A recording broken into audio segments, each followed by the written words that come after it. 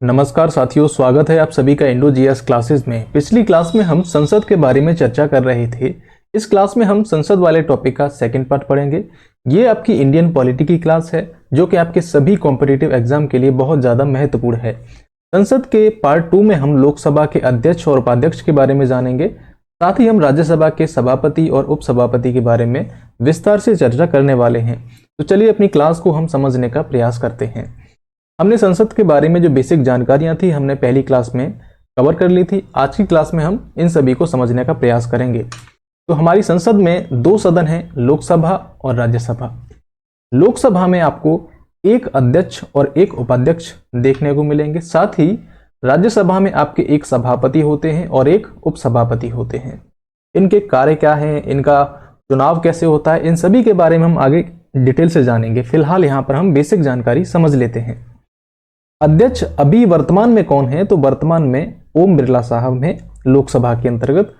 और राज्यसभा की अगर हम बात करें तो राज्यसभा में जो सभापति हैं आपके वो हैं जगदीप धनखड़ इस वर्तमान समय में, और उपसभापति हैं हरिवंश नारायण सिंह। राज्यसभा के जो सभापति हैं वो उपराष्ट्रपति ही होते हैं, क्योंकि हमारे संविधान में ये व्यवस्था है कि जो भी व्यक्ति उपराष्ट्रपति होगा वो पदेन सभापति भी होगा राज्यसभा का। बात करें लोकसभा के उपाध्यक्ष की, तो लोकसभा का उपाध्यक्ष का जो पद है यह 17वीं लोकसभा जो कि 2019 से 24 के बीच है, यहाँ पर भी ये खाली रहा है। कहने का मतलब ये है कि 2019 से इस पद पर अभी तक कोई नहीं आया है। आजाद भारत के इतिहास में 17वीं लोकसभा ऐसी पहली लोकसभा थी जब डिप्टी स्पीकर का पद खाली रहा था।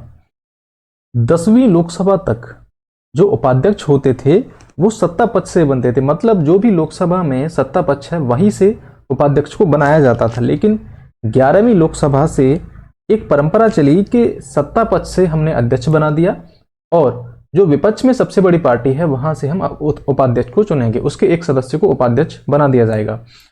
अब आगे समझते हैं। तो भारत में वर्ष 1921 में अध्यक्ष और उपाध्यक्ष पद का सृजन होता है भारत सरकार अधिनियम 1919 के माध्यम से, जिसे आप कहते हैं मॉन्टेग्यू चेम्सफोर्ड सुधार। इसी के अंतर्गत अध्यक्ष और उपाध्यक्ष का जो पद है उसका प्रावधान किया गया था। उस समय यहाँ पर इन दोनों नामों से इनको नहीं जाना जाता था। उस समय अध्यक्ष को प्रेसिडेंट और उपाध्यक्ष को डिप्टी प्रेसिडेंट के नाम से जाना जाता था, और ये प्रथा 1947 तक जारी रही। हालांकि भारत सरकार अधिनियम 1935 आया था। इसके अंतर्गत ये जो दो शब्द हैं प्रेसिडेंट और डिप्टी प्रेसिडेंट, इनके नामों को क्रमशः अध्यक्ष और उपाध्यक्ष में बदल दिया गया था। अब हम लोकसभा के अंतर्गत जो हमारे लोकसभा अध्यक्ष हैं उनके बारे में समझने का प्रयास करते हैं। हमारे संविधान का अनुच्छेद 93 कहता है कि जब पहली बैठक होगी तो लोकसभा यथाशीघ्र सदन के 2 सदस्यों को क्रम से अध्यक्ष और उपाध्यक्ष के रूप में चुन लेगी। और यही बात अनुच्छेद 178 कहता है राज्य विधानसभाओं के संबंध में। यहां अध्यक्ष और उपाध्यक्ष का जो चुनाव है वो लोकसभा के सदस्यों में से जो उपस्थित सदस्य हैं और जो मतदान करने वाले सदस्य हैं उनके साधारण बहुमत द्वारा किया जाता है। मतलब जो चुनाव होगा वो लोकसभा में मान लीजिए कोई पार्टी जीती है और अन्य विपक्षी दल भी हैं, तो जो पार्टी जीती है वो किसको वोटिंग करेगी? अपने कैंडिडेट को। ठीक है, तो यहाँ पर जो लोकसभा है वो साधारण बहुमत के माध्यम से अपना एक अध्यक्ष चुन लेगी और एक उपाध्यक्ष चुन लेगी। लोकसभा अध्यक्ष के बारे में अगर हम और जानें तो इसकी पदावधि कितनी होती है, तो देखिए लोकसभा के जीवन काल तक, जब तक वो लोकसभा चलेगी तब तक उसकी पदावधि रहती है। लोकसभा सामान्यतः 5 वर्ष के लिए गठित होती है, तो जब तक ये लोकसभा चल रही तब तक उसका जीवन मतलब उसकी पदावधि पद पर रह सकता है वो। हालांकि उसके पद को पहले भी समाप्त किया जा सकता है, उसकी जो पद पर रहने की अवधि है वो पहले भी समाप्त की जा सकती है, जैसे अगर वो सदन का सदस्य नहीं रहता। अब जो लोकसभा का अध्यक्ष होता है वो सदन का भी सदस्य होता है, कोई ना कोई सांसद ही बनाया जाता है, इनमें से चुन लिया जाता है। जो भी सांसद होते हैं संसद के अंतर्गत, लोकसभा के अंतर्गत, उन्हीं में से एक को अध्यक्ष बना दिया जाता है। तो अगर मान लें यहाँ पर वो अध्यक्ष जो है वो सदस्य नहीं रहता किसी सदन का, साथ ही यहाँ पर वो त्यागपत्र दे देता है किसको? उपाध्यक्ष को। या फिर लोकसभा जो है उसको अध्यक्ष को हटाना चाहती है तो वो एक प्रस्ताव पारित करके बहुमत से उसको हटा सकती है। तो ये 3 कंडीशन हो गई। इसको लोकसभा के अध्यक्ष को हटाने के लिए या फिर इसके पद के समाप्ति के लिए। आगे समझें लोकसभा अध्यक्ष की भूमिका, शक्ति और कार्य क्या हैं। अब ये जो लोकसभा अध्यक्ष हैं वर्तमान में ओम बिरला, इनके क्या कार्य हैं, क्या शक्तियां हैं और क्या भूमिकाएं हैं, उन सभी के बारे में चर्चा करेंगे। तो देखिए, सदन के अंदर जो भारत के संविधान के प्रावधान हैं, लोकसभा की प्रक्रिया है और कार्य संचालन के नियम हैं, संसदीय मामलों का अंतिम व्याख्याकार होता है। मतलब सदन अच्छे से काम करे, जो लोकसभा की परंपराएं हैं, रीति रिवाज हैं और लोकसभा के नियम हैं, वो सभी बने रहें, कोई ऐसा वायलेशन नहीं हो। अगर ऐसी चीजें होती हैं तो संसद के मामलों में उसका निर्णय अंतिम होता है। सदन के अंतर्गत सभी संसदीय मामलों में उसका निर्णय अंतिम होता है और दोनों सदनों की जब संयुक्त बैठक होती है तो उस संयुक्त बैठक की भी वह अध्यक्षता करता है। जैसे मान लीजिए लोकसभा और राज्यसभा में किसी विधेयक को लेकर या किसी मामले पर सहमति नहीं बन पा रही है तो फिर संयुक्त बैठक का आयोजन किया जाता है और संयुक्त बैठक की अध्यक्षता करेगा लोकसभा का अध्यक्ष। सदन का स्थगन। अब जब सदन की जो कुल संख्या है, बात करें, हम यहां पर बात कर रहे हैं गणपूर्ति की। गणपूर्ति एक शब्द यूज किया जाता है, गणपूर्ति। तो सदन में अगर सदस्यों की संख्या कम है, मतलब सदन की जो संख्या होनी चाहिए 1/10 सदस्य होने चाहिए कम से कम इस सदन को चलाने के लिए। मान लीजिए लोकसभा में 550 सीटें हैं और इसका 1/10 करेंगे हम तो हमारा आएगा 55 सदस्य। तो लगभग कम से कम 55 सदस्य होने चाहिए लोकसभा को चलाने के लिए। अगर 55 सदस्य मौजूद नहीं है तो ऐसी स्थिति में वो सदन का स्थगन कर सकता है, सदन की जो बैठक है उसको स्थगित कर सकता है। साथ ही यहाँ पर वो निर्णायक मत भी दे सकता है। अध्यक्ष जो होता है वो पहली बार में वोटिंग नहीं करता, जैसे कि बाकी के अदर सांसद होते हैं किसी विधेयक के आने पर वोटिंग करते हैं, लेकिन अध्यक्ष जो बनाया गया है वो पहली बार में वोट नहीं कर सकता। एक कंडीशन होती है कि मान लीजिए किसी विधेयक के पक्ष में पक्ष और विपक्ष दोनों में ही बराबर की स्थिति आ जाए, ठीक है, बराबर वोट पड़ जाए। अब इसमें निर्णायक वोट कौन देगा? तो निर्णायक वोट देने का काम होगा अध्यक्ष का। तो अध्यक्ष क्या कर सकता है वोटिंग के मामले में? तो वोटिंग के मामले में वो निर्णायक मत दे सकता है। अगला उसका एक बहुत ही महत्वपूर्ण कार्य है धन विधेयक। अध्यक्ष, लोकसभा का जो अध्यक्ष होता है वही फैसला करता है कि कोई विधेयक धन विधेयक है या नहीं। साथ ही 10वीं अनुसूची के अंतर्गत जो दल बदल का प्रावधान है, उस दल बदल के प्रावधान में निर्णय जो अंतिम होगा वो होगा लोकसभा के अध्यक्ष का। हालांकि किहोतो होलोहान वाद आया था एक सुप्रीम कोर्ट में, उसमें कहा गया कि दल बदल के आधार पर जो अध्यक्ष हैं लोकसभा के, इनका जो डिसीजन होगा उसकी न्यायिक समीक्षा भी की जा सकती है। आगे समझिए आईपीजी की अध्यक्षता। इंडियन पार्लियामेंट्री ग्रुप आईपीजी, इसके ये पदेन अध्यक्ष के रूप में कार्य करते हैं। और ये जो आईपीजी समूह है ये भारत की संसद और विश्व की विभिन्न संसद के बीच की एक कड़ी है। एक तरीके से कहें कि अगर भारतीय संसद का विश्व में रिप्रेजेंटेशन करना है तो वो कौन करेंगे? लोकसभा के अध्यक्ष हैं। वह देश में विभिन्न विधायी निकायों के पीठासीन अधिकारियों के सम्मेलन के पदेन अध्यक्ष के रूप में भी कार्य करते हैं। साथ ही लोकसभा के अध्यक्ष समितियों का गठन भी करते हैं। लोकसभा की समितियां अध्यक्ष द्वारा गठित की जाती हैं और इसके निर्देशन में कार्य करती हैं। इसके द्वारा सभी संसदीय समितियों के अध्यक्ष मनोनीत किए जाते हैं। आगे कुछ और जानकारियां हैं। इसकी अध्यक्षता में कुछ समितियां सीधे कार्य करती हैं, जैसे कि कार्य सलाहकार समिति, सामान्य प्रयोजन समिति जिसे आप कहते हैं जनरल पर्पज कमेटी, और अगला है नियम समिति। ये जो हैं इनके अंडर, मतलब जो लोकसभा के अध्यक्ष हैं उनके अंडर सीधे कार्य करती हैं ये वाली समितियां। यहां एक बहुत ही जरूरी बात है कि जब लोकसभा का जो अध्यक्ष है उसका पद रिक्त हो तो लोकसभा किसी अन्य सदस्य को अध्यक्ष चुनती है और राष्ट्रपति जो हैं वो लोकसभा अध्यक्ष के चुनाव की तारीख को डिसाइड करते हैं कि कब इनका चुनाव कराना है, जब इनका पद रिक्त हो।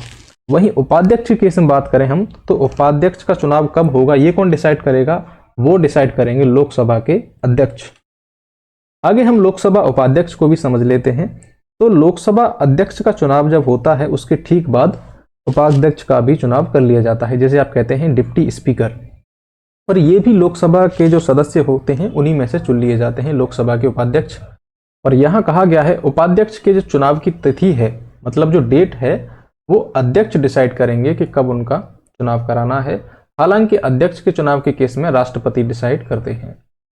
10वीं लोकसभा तक अध्यक्ष और उपाध्यक्ष दोनों में आमतौर पर सत्ताधारी दल से चुने जाते थे, लेकिन 11वीं लोकसभा के बाद से ये आम सहमति रही कि अध्यक्ष का जो पद होता है वो सत्ता पक्ष या गठबंधन से होना चाहिए जिसकी अभी सरकार है, और जो उपाध्यक्ष का पद होगा वो मुख्य विपक्षी दल को दिया जाना चाहिए।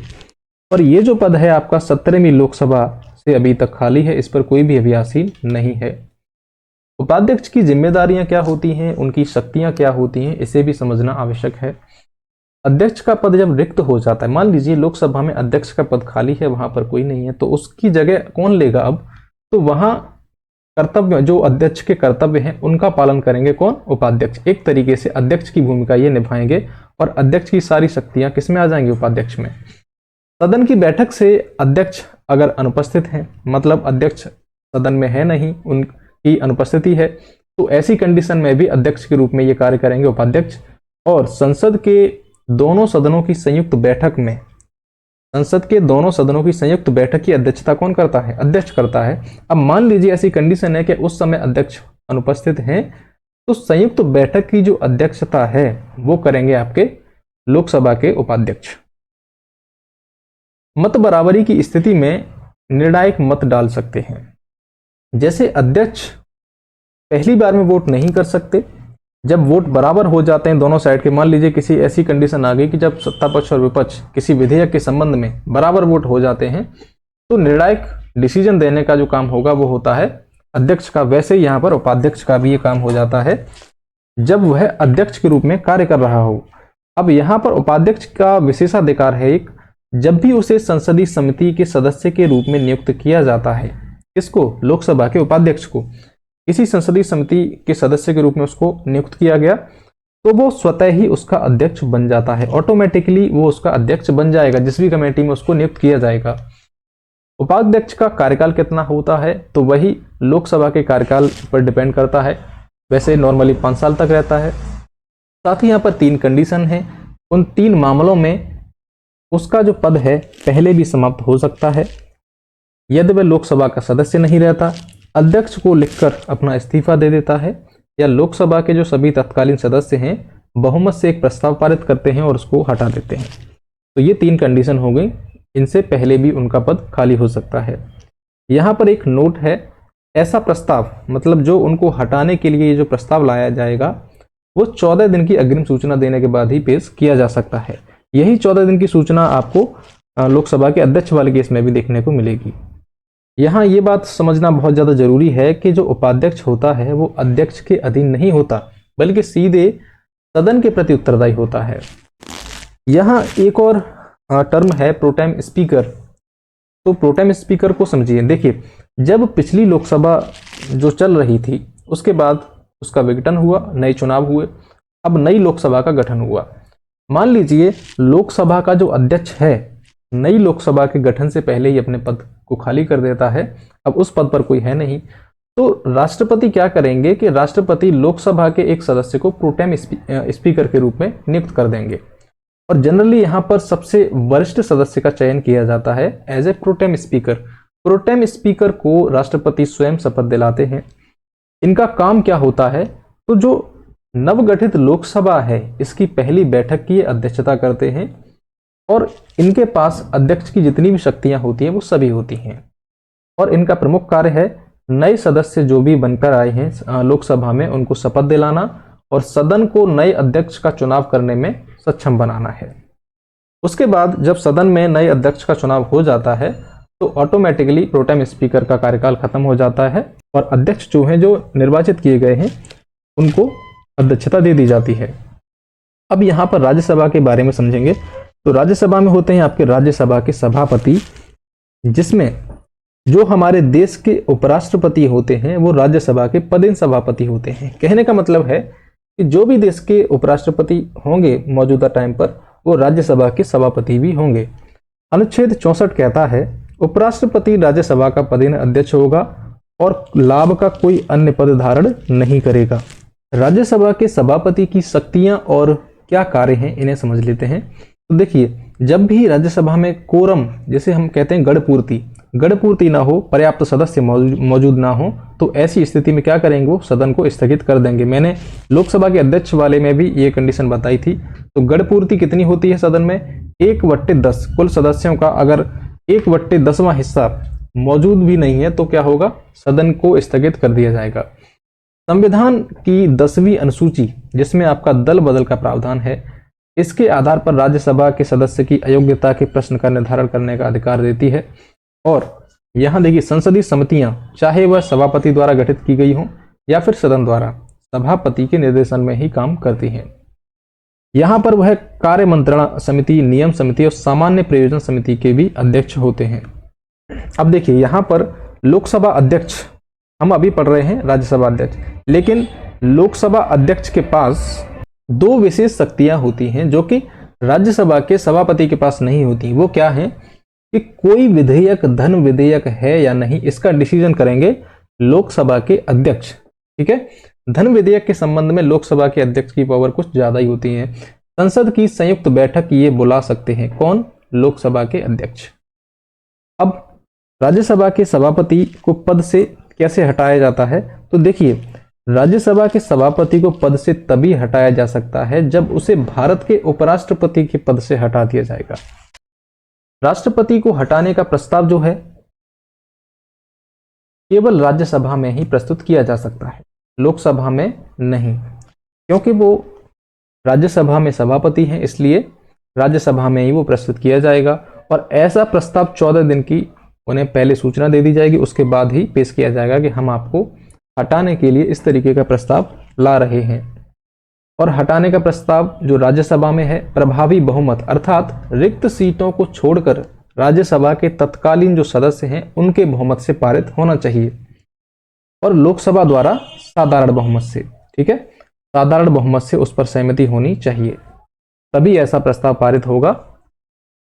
जब उपराष्ट्रपति को हटाने का संकल्प विचाराधीन है, मान लीजिए कि प्रस्ताव सदन में आ गया है और चर्चा चल रही है उस पर, मतलब वो विचाराधीन है अभी वो संकल्प, तो इस समय क्या होगा, इस समय जो सभापति हैं, जो उपराष्ट्रपति हैं, वो सभापति के रूप में सदन की अध्यक्षता नहीं कर सकते। हालांकि वो सदन में उपस्थित रह सकते हैं, बोल सकते हैं, लेकिन मत नहीं दे सकते। लेकिन लोकसभा अध्यक्ष के संबंध में अगर हम देखें, अगर उनको हटाने का प्रस्ताव विचाराधीन में है तो वो मत दे सकते हैं पहली बार में, लेकिन निर्णायक मत नहीं दे सकते। अब समझते हैं राज्यसभा का उपसभापति। तो राज्यसभा के उपसभापति का जो चुनाव है वो राज्यसभा अपने ही सदस्यों में से कर लेती है, राज्यसभा के द्वारा। राज्यसभा का उपसभापति अपना जब पद ग्रहण करता है तो अलग से कोई शपथ नहीं लेता। संसद सदस्य के रूप में उनकी शपथ राज्यसभा के उपसभापति के रूप में उनकी भूमिका के लिए पर्याप्त है। इसका कारण ये है क्योंकि जब वो संसद सदस्य बने थे उस समय उनको शपथ दिलाई गई थी, वही शपथ पर्याप्त है उनकी इस भूमिका के लिए। राज्यसभा के उपसभापति की भूमिकाएं और कार्य क्या हैं, तो देखिए, उपसभापति अध्यक्ष के कर्तव्यों का निर्वहन तब करता है, कंडीशन क्या है, जब अध्यक्ष का पद रिक्त हो, उपराष्ट्रपति राष्ट्रपति के रूप में कार्य कर रहे हों उस समय, या फिर उपराष्ट्रपति राष्ट्रपति के कार्यों का निर्वहन कर रहे हैं, या जब सभापति सदन की बैठक से अनुपस्थित रहता है। मान लीजिए राज्यसभा के सभापति सदन की बैठक से अनुपस्थित हैं तो उस समय उपसभापति सभापति के रूप में कार्य करता है। वही सेम चीजें यहाँ पर लोकसभा अध्यक्ष की तरह हैं, लोकसभा के उपाध्यक्ष की तरह। ठीक है, कुछ बदलावों के साथ। यदि अध्यक्ष और उपाध्यक्ष संसद के दोनों सदनों की संयुक्त बैठक में अनुपस्थित हों तो उपसभापति उसकी अध्यक्षता करते हैं।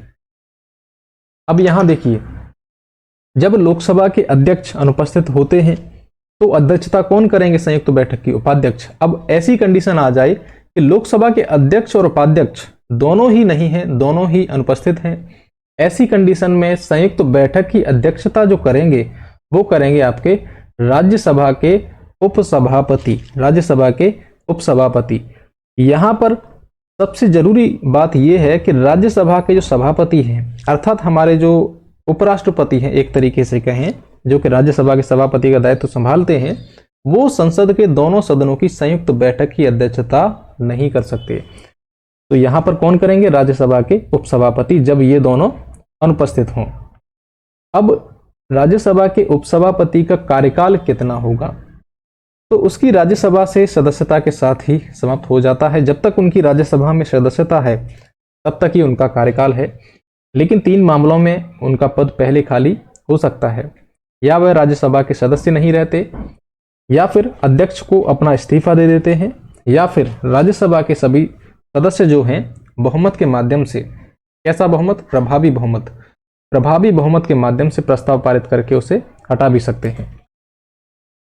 अब हम संसद के बारे में पार्ट 3 में संसद के सत्र, जैसे आपका बजट सत्र, मानसून सत्र, शीतकालीन सत्र, इसके बारे में हम अगली क्लास में जानेंगे पार्ट 3 में, जिसमें हम संसद में पेश होने वाले प्रस्ताव जैसे कि कटौती प्रस्ताव, अविश्वास प्रस्ताव, स्थगन प्रस्ताव, ध्यानाकर्षण प्रस्ताव, ये सारे जो प्रस्ताव हैं इनके अंतर्गत क्या कंटेंट होता है, क्या इनके बारे में मुख्य बातें हैं, इनके बारे में अगली क्लास में जानेंगे। साथ ही संसद में कोई विधेयक पारित होता है तो उसकी क्या प्रोसेस होती है, इन सभी के बारे में अगली क्लास में चर्चा करेंगे।